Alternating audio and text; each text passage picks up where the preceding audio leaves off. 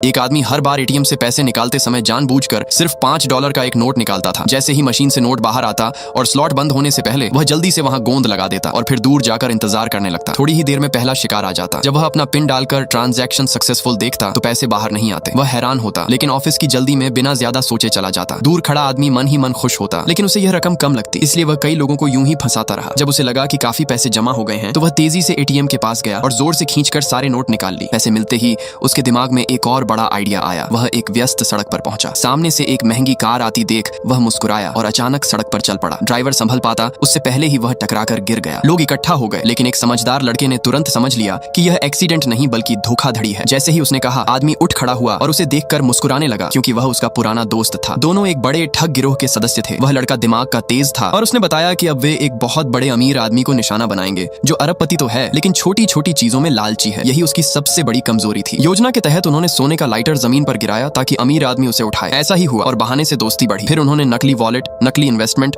और लालच का खेल शुरू किया। पहले थोड़े पैसों को बढ़ाकर दिखाया ताकि अमीर आदमी का भरोसा जीता जा सके। जब वह पूरी तरह लालच में आ गया तो उन्होंने उसे बड़े निवेश के लिए तैयार कर लिया। इसके लिए उन्होंने एक खाली ऑफिस ढूंढा, नकली आईडी बनाई, रिसेप्शन पार किया और कंपनी जैसा माहौल तैयार किया। अमीर आदमी ऑफिस देखकर प्रभावित हुआ। उन्होंने कहा कि प्रोजेक्ट में बहुत फायदा है, लेकिन कुछ कानूनी जोखिम भी है। ऊंचे मुनाफे के लालच में वह तैयार हो गया और बड़ी रकम लगाने को राजी हो गया। आखिर में एक नकली पुलिस छापा भी उनकी योजना का हिस्सा निकला। गिरोह के एक सदस्य की वफादारी जांचने के लिए यह सब ड्रामा किया गया था। असल में सब लोग मिले हुए थे। नकली पुलिस आईडी और नकली खून का इस्तेमाल किया गया। अमीर आदमी अपने पैसे गंवा बैठा और मामला भी दबा दिया गया। इस तरह गिरोह बिना पकड़े गए आराम से बच निकला।